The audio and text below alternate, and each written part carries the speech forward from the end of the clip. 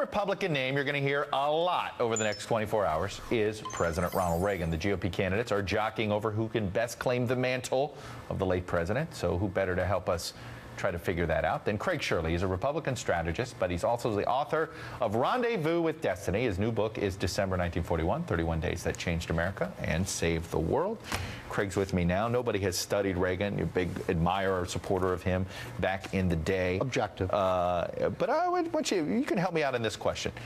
Define what a Reagan Republican is, because we're going to hear all 8 tomorrow night basically claim, boy, if Ronald Reagan could vote in a Republican primary today, he'd support me. A Reagan Republican is not what Republicans think a Reagan Republican is. When Reagan ran in 1980, he was very much an anti-establishment candidate.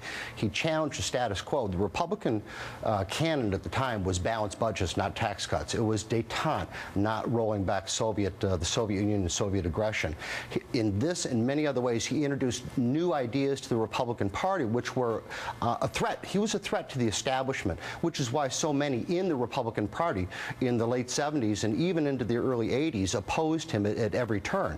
A Reagan Republican, the philosophy puts itself in the individual, not in the state. His philosophy matured over the years. He started out as kind of a garden variety man of the right, but as he studied Solzhenitsyn, as he studied Thomas Paine, who were 2 of his favorite philosophers, he reached a point in his life where he realized that the dignity of the individual and the privacy of the individual were the most important things. I want to pick out something you just said about it's tax cuts, not balanced budgets. Right. So what you're making the argument is that you think all of this Republican push right now for balanced budget amendment, balanced budget this, balanced budget that, Reagan wouldn't necessarily be for something like that? No, he was for a balanced budget amendment, but the tax cut has to be understood the way he understood it.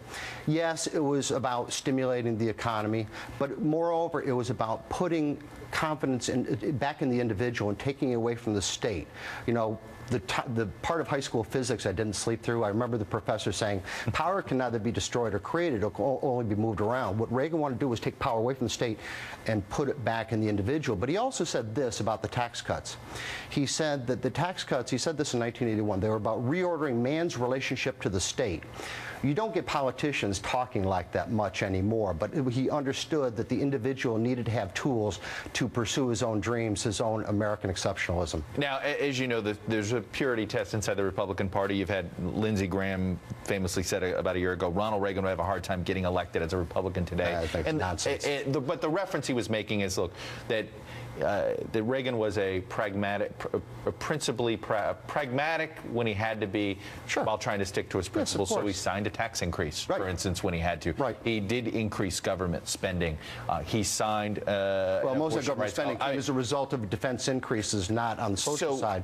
But yes, but to get to this argument a little bit, this purity test, do you think that it's gone too far, that Reagan would think some of these purity tests that the Tea Party and others have put in has gone too far? No, Reagan was the original Tea Party candidate. I mean, you look at his speeches of the 60s and the 70s, is that it was always about anti-establishment, and it was always about taking on the Republican establishment as much as it was about taking on the Democratic establishment, the Washington establishment. When he announced in 75 for the 76 nomination, when he took on Gerald Ford, he attacked the buddy system of big labor, big government, and big corporations. By the way, I only hear Sarah Palin talking that she used crony capitalism over the weekend. That sounded more anti-establishment than anything I'm hearing. Well, I think she's saying that, but what is missing with all the candidates is that if you look at Reagan and what he was talking about in 1980, he didn't talk about himself.